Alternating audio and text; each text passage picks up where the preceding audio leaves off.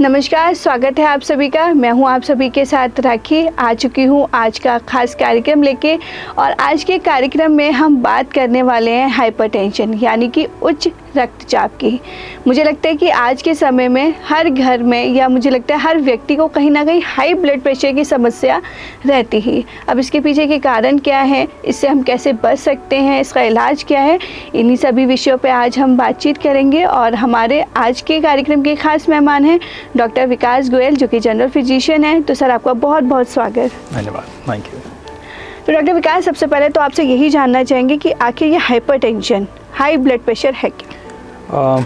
Blood pressure होता है कि जो प्रेशर हमारे खून की धमनियों में या आर्टरीज में ब्लड की पंपिंग के दौरान ब्लड वेसल्स पर पड़ता है, वो ब्लड प्रेशर होता है। और नॉर्मल ब्लड प्रेशर एक रीडिंग 120/80 मिलीमीटर मर्क्यूरी की बोली जाती है। अगर ब्लड प्रेशर 130 सिस्टोलिक और 90 मिलीमीटर मर्क्यूरी डायस्टोलिक, जिसको बोलते हैं ऊपर वाला ब्लड प्रेशर और नीचे वाला ब्लड प्रेशर, 130 और 90 से अगर कम है तो वो नॉर्मल ब्लड प्रेशर है। अगर उससे ऊपर है तो फिर वो ब्लड प्रेशर ज़्यादा माना जाता है। 140 और 90 मिलीमीटर मर्क्यूरी का ब्लड प्रेशर एक कट ऑफ है कि अगर उससे ऊपर है तो आपको डायरेक्टली हाइपरटेंसिव या हाई ब्लड प्रेशर की शिकायत से ग्रसित माना जाता है जी। अगर तो ब्लड प्रेशर 130 और 140 के बीच में है सिस्टोलिक, और 90 और 100 के बीच में है डायस्टोलिक, तो उसमें बोलते हैं कि अभी हम डाइट मॉडिफिकेशन, लाइफस्टाइल से उसको कंट्रोल कर सकते हैं। इसको माइल्ड हाइपरटेंशन भी बोलते हैं, कुछ लोग प्री हाइपरटेंशन बोलते हैं। अलग अलग गाइडलाइंस में अलग अलग चीज़ें दी गई हैं। कुछ गाइडलाइंस बोलती हैं कि 130-90 से अगर ऊपर है, 130 और 80 से ऊपर है तो हमको ब्लड प्रेशर के लिए इंटरवेंशन शुरू कर देना चाहिए, और वो स्टेज 1 हाइपरटेंशन बोलते हैं। कुछ गाइडलाइंस में उसको प्री हाइपरटेंशन बोलते हैं, और कुछ गाइडलाइंस में 140 को कट ऑफ मानते हैं, उससे ऊपर हाइपरटेंशन बोलते हैं, और कुछ गाइडलाइंस में उसको स्टेज 2 हाइपरटेंशन बोलते हैं। ओके, मतलब जो हाई ब्लड प्रेशर है ये भी स्टेज में डिवाइड किया गया है। जी। तो सर, अगर हाइपरटेंशन की, हाई ब्लड प्रेशर की अगर कॉजेज जानना चाहें, कारण जानना चाहें, तो क्या कारण है इसके? ये एक सिंगल कारण नहीं है ब्लड प्रेशर, ये मल्टी फैक्टोरियल डिजीज़ है, और ज़्यादातर जैसे बढ़ती हुई उम्र एक उसमें से कारण है। हमारा जेनेटिक मेकअप कैसा है, फैमिली हिस्ट्री ब्लड प्रेशर की है या नहीं, एनवायरनमेंटल फैक्टर्स कैसे हैं, कैसी जगह हम रह रहे हैं, और बहुत इम्पोर्टेंटली हमारी लाइफस्टाइल कैसी है जी। तो जो अनहेल्दी लाइफस्टाइल है, ये सारी चीज़ें सम्मिलित होके ब्लड प्रेशर को बढ़ाती हैं। तो सर, एक चीज़ और जानना चाहूँगी, क्या आज के युवाओं में भी हाई ब्लड प्रेशर देखने को मिलता है? वैसे तो अभी आपने कहा कि बढ़ती उम्र, लेकिन क्या यंगस्टर्स में भी है? बिल्कुल।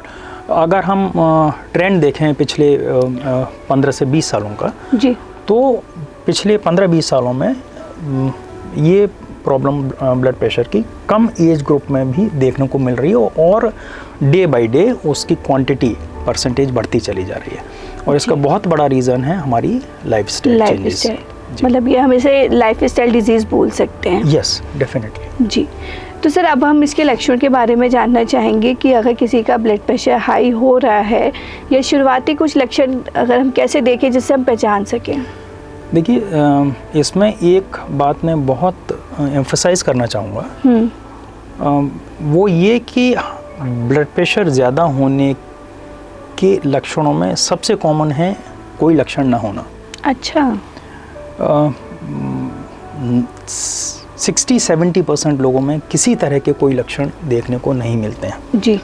ये क्रॉनिक डिजीज़ है। जब ब्लड प्रेशर धीरे धीरे बढ़ता है तो बॉडी अकस्टम होती चली जाती है, अपने आप को उस ब्लड प्रेशर के अनुरूप ढालती चली जाती है, और हमको किसी तरह के लक्षण महसूस नहीं होते। हाँ जी।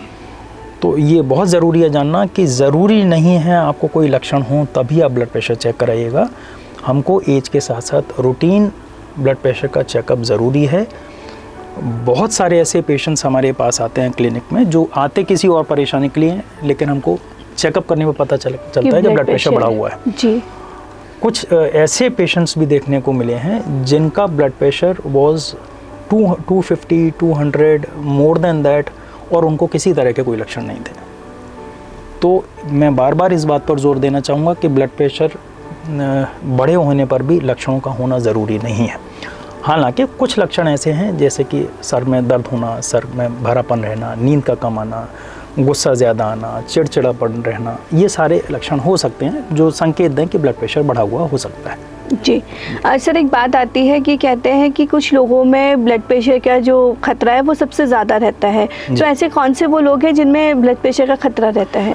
अगर हम खतरे से अगर हमारा मतलब है कौन से ऐसे लोग हैं जिनको रिस्क ज़्यादा है कि ब्लड प्रेशर हो। जी जी जी। तो जैसे कि हमने अभी डिस्कस किया, बढ़ती उम्र के साथ साथ जैसे जैसे उम्र बढ़ती जाती है वैसे वैसे ब्लड प्रेशर बढ़ने की संभावना भी बढ़ती चली जाती है। तो एक पर्टिकुलर एज के बाद में 35-40 के बाद में रेगुलर ब्लड प्रेशर का होना, चेकअप होना ज़रूरी है।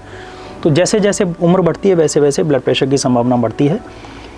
अनहेल्दी लाइफस्टाइल, जैसे कि हमने डिस्कस किया था, जो लोग एक्सरसाइज रेगुलरली नहीं करते हैं, खाने पीने में उनके फैट इंटेक ज़्यादा है, फास्ट फूड इंटेक ज़्यादा है, सॉल्ट इंटेक बहुत ज़्यादा है, वज़न ज़्यादा है, स्मोकिंग करते हैं, टोबैको च्यूइंग करते हैं, है ना, स्ट्रेसफुल लाइफ है, तो ऐसे लोगों में ब्लड प्रेशर होने की संभावना ज़्यादा रहती है। प्लस कुछ ऐसे फैक्टर्स जैसे कि हमारी फैमिली हिस्ट्री, अगर घर में किसी को, माता पिता में, भाई बहनों में, ब्लड रिलेटिव्स में ब्लड प्रेशर की शिकायत रही है। कुछ ऐसी फैमिलीज है जहाँ आप देखें कि 5 लोग हैं, 5 में से 3 लोगों को ब्लड प्रेशर ऑलरेडी है, तो ऐसे लोगों को ब्लड प्रेशर होने की संभावना ज़्यादा रहती है। और उन लोगों को ज़्यादा जागरूक रहना चाहिए कि हमको ब्लड प्रेशर हो तो नहीं रहा है, अगर नहीं है तो रेगुलरली उसको चेक करते रहें निश्चित समय अंतराल के बाद में। जी, तो सर क्या अगर हम अपनी लाइफस्टाइल कंट्रोल में रखते हैं तो क्या हमें भविष्य में इससे खतरा कम रहेगा? डेफिनेटली। हम जैसा कि अभी हमने बात किया, it is a lifestyle problem, हाँ जी, है ना। तो अगर तो हम लाइफस्टाइल बेहतर रखते हैं, हेल्दी लाइफस्टाइल को फॉलो करते हैं, तो ब्लड प्रेशर अगर हमको होना ही है तो उसको डिले किया जा सकता है। कुछ केसेस में उसको पूरी तरह से ख़त्म या रिवर्स किया जा सकता है। और अगर हम उसको ख़त्म नहीं भी कर पा रहे हैं तो अगर दवाओं की ज़रूरत जितनी है वो कम दवाओं पर हम उसको कंट्रोल कर सकते हैं और ब्लड प्रेशर से होने वाली कॉम्प्लिकेशंस को कंट्रोल में रख सकते हैं। जी डॉक्टर विकास, अभी आपने कॉम्प्लिकेशन शब्द यूज़ किया तो मेरे दिमाग में भी यही सवाल था कि अगर हाई ब्लड प्रेशर है किसी को तो उसमें आगे चल के क्या कॉम्प्लिकेशंस हो सकते हैं अगर वो कंट्रोल नहीं है तो? ब्लड प्रेशर अगर बढ़ा हुआ है तो हमारे शरीर के हर हिस्से पर असर आ सकता है जी। और जो बहुत कॉमन इश्यूज़ हैं वो ये कि ब्लड प्रेशर अगर लंबे समय तक कंट्रोल नहीं है तो उसकी वजह से किडनी पर असर आ सकता है जी, है ना। आँखों के पर्दे पर असर आ सकता है जिसको हम हाइपरटेंसिव रेटिनोपैथी बोलते हैं जी। कुछ लोगों के दिमाग पर असर आ सकता है, हाइपरटेंसिव एन्सेफेलोपैथी बोलते हैं उसको। स्ट्रोक हो सकता है। स्ट्रोक का मतलब या तो हम हमारे ब्लड की जो ब्रेन की ब्लड वेसल्स हैं वो क्लॉट हो सकती हैं जी, या हेमरेज हो सकता है, ब्रेन हेमरेज जिसको बोलते हैं। ये बहुत ड्रेडेड कॉम्प्लिकेशंस हैं या सीरियस कॉम्प्लिकेशंस हैं।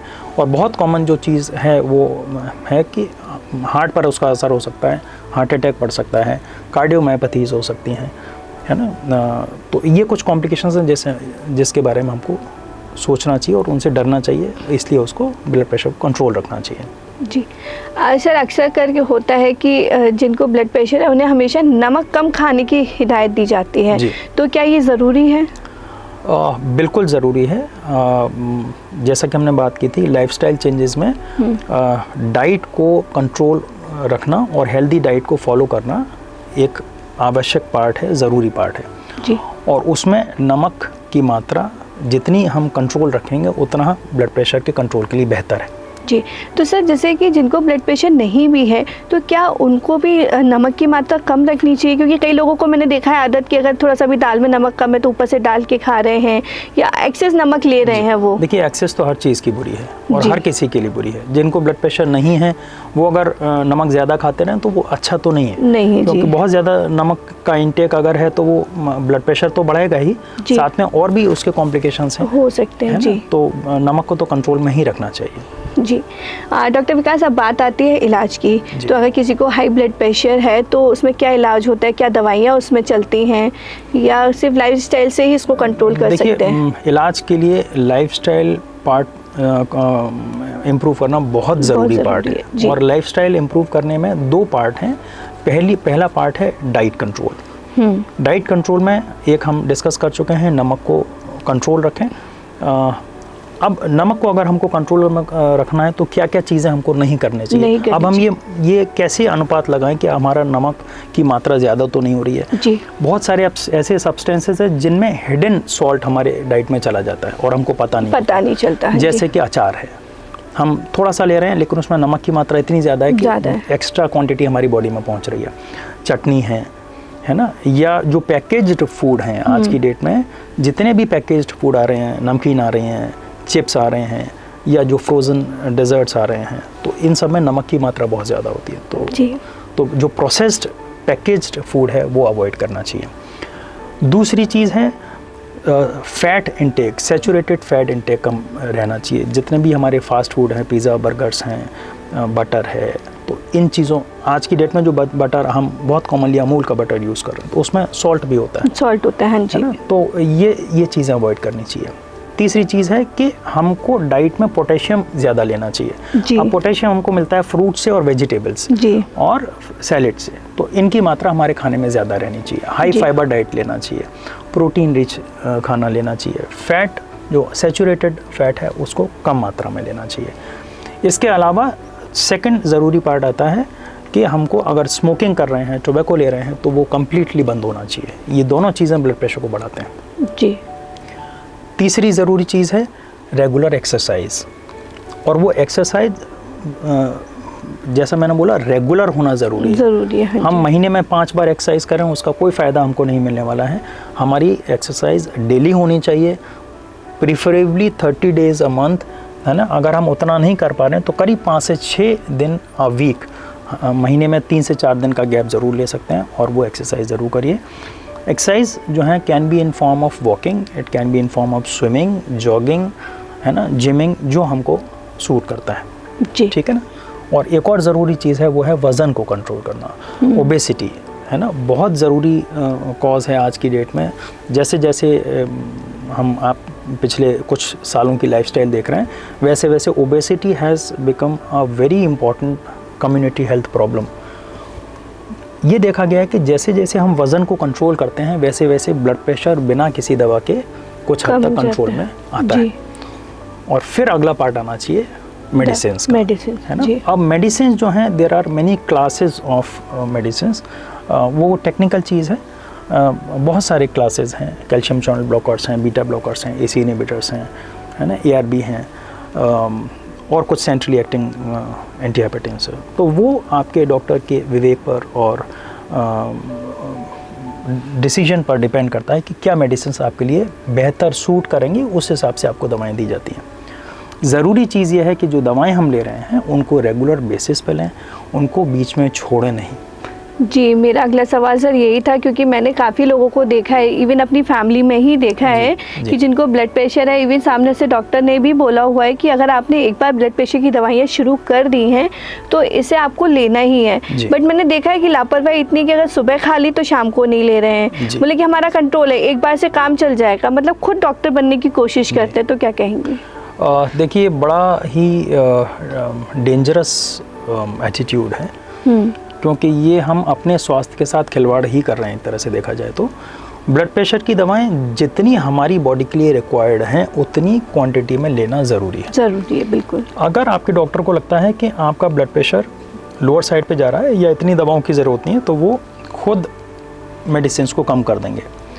जहाँ तक ये बात है कि हम 2 बार मेडिसिन नहीं ले सकते, तो या इतनी ज़्यादा मेडिसिन नहीं लेनी है, तो आज मार्केट में बहुत सारे ऐसे कॉम्बिनेशंस उपलब्ध हैं जहाँ 2 या 3 दवाएं एक ही टैबलेट में होती हैं। तो उसमें टैबलेट्स का नंबर कम हो जाता है, फ्रीक्वेंसी कम हो जाती है, आपको 2 या 3 बार नहीं लेनी पड़ेंगी, वो एक बार लेने से ही काम चल जाएगा जी। तो वो अगर इस तरह की कोई हिच है, कोई झिझक है दवाओं को लेने में, तो अपने डॉक्टर से ज़रूर संपर्क करें, उनको बताइए ये बात कि हम इस वजह से नहीं लेना चाहते हैं, जिससे कि वो डॉक्टर आपके उस प्रॉब्लम के हिसाब से आपको मेडिसिन दे सकें जी। डॉक्टर विकास, एक चीज़ और जानना चाहूँगी, वैसे तो शुरुआत में आपने बताया कि ब्लड प्रेशर में किसी तरीके का कोई सिम्टम नहीं दिखाई देता है, बट स्टिल अगर कुछ लोगों को दिख रहा है कि उनकी कुछ बॉडी में अगर चेंजेस आ रहे हैं जो रेगुलर नहीं है, उन्हें पता है कि हमारा ब्लड प्रेशर हाई है और वो अगर चेक भी करते हैं और आ भी रहा है, तो उस कंडीशन में वो तुरंत क्या कर सकते हैं? अपने पास में जो डॉक्टर हैं जल्द से जल्द उनसे संपर्क करें जी, क्योंकि आपका ब्लड प्रेशर कितना ज़्यादा है, कौन सी कैटेगरी में है, कितना सीरियस है, उसका रीज़न क्या है, साथ में आपके ब्लड प्रेशर के अलावा और क्या क्या इश्यूज़ हैं, ये सब एवेल्यूएट होना ज़रूरी है जी। और उसी हिसाब से मेडिसिन ली जानी चाहिए जी, है ना। कोई भी एक ऐसी मेडिसिन हमारे पास नहीं होनी चाहिए जो हम बिना उसको कंफर्म कराए हम उसको लें। कई बार ऐसा होता है जो मैंने अपनी प्रैक्टिस में देखा है कि हमने घर पर ब्लड प्रेशर चेक किया, बढ़ा हुआ निकला, और हम कोई मेडिसिन ले लेते हैं तो कई बार वो गलत असर कर जाती है ना। हमारी रिक्वायरमेंट से अगर हमने ज़्यादा ले ली, क्या तो अगर वो रीडिंग गलत है, कई बार ऐसा होता है कि जो हम रीडिंग घर पर लेते हैं वो एक्यूरेट नहीं होती हैं। ब्लड प्रेशर को मेजर करने का भी एक पर्टिकुलर तरीका है, इस तरह से बीपी चेक होना चाहिए। अगर उसमें गलतियां हैं तो बीपी की रीडिंग्स गलत हो सकती हैं, और वो गलत रीडिंग को सही मान के अगर हम दवा ले लेंगे तो वो भी शर्तिया गलत हो जानी है जी, है ना। तो अगर हमको लगता है कि ब्लड प्रेशर बढ़ा हुआ है, कोई हमको सिम्टम्स आ रहे हैं, तो आपके जो भी डॉक्टर हैं उनसे संपर्क करें और उस हिसाब से दवाएं शुरू करिए। जी बिल्कुल। सर एक चीज़ और मैं जानना चाहूँगी कि ब्लड प्रेशर का जो चेकअप है, मतलब हमें कितने कितने अंतराल पे अपना करवाते रहना चाहिए? जी, बड़ा अच्छा सवाल है ये, क्योंकि ब्लड प्रेशर की कॉम्प्लिकेशंस को रोकने का यही एकमात्र तरीका है जी। पहले के ज़माने में ये एक एल्डरलीज की बीमारी मानी जाती थी कि 50-60 ईयर्स के बाद में ब्लड प्रेशर शुरू होता है, लेकिन आजकल हम इसको अर्ली 30s में भी देख रहे हैं बिल्कुल। तो मेरा सजेशन ये होगा कि हम अगर 30 प्लस हैं, स्पेशली 35 प्लस के बाद में, तो डेफिनेटली हमारा ब्लड प्रेशर का चेकअप हर किसी का हो जाना चाहिए। अगर तो ब्लड प्रेशर नॉर्मल है तो हम एनुअली उसको रिव्यू कर सकते हैं जी। अगर तो हमारा ब्लड प्रेशर नॉर्मल नहीं है तो हमको मेडिसिन शुरू करनी चाहिए, और अगर मेडिसिन के बाद में कंट्रोल में है तो फिर हमको हर 3 से 6 महीने में उसको चेकअप करते रहना चाहिए जी। अगर तो ब्लड प्रेशर हमारा कंट्रोल में नहीं है तो फिर it should be more frequent, है ना। 5 दिन में, 7 दिन में, है ना, बीपी चेक होते रहना चाहिए, और मेडिसिन 1 हफ्ते बाद, 10 दिन बाद बदल जानी चाहिए रेस्पॉन्स के हिसाब से जी। सर इतनी सारी बातचीत के बाद मेरा एक सवाल और है। जैसे शुरुआत में आपने हमें बताया था कि ब्लड प्रेशर जो है वो कैटेगरीज में डिवाइड करते हैं, तो हम ये कैसे पता करते हैं कि किसको कम हाई, मतलब किसी का कम है, किसी का ज़्यादा है, या कोई बहुत ज़्यादा हाइपरटेंशन वाली स्टेज पर है?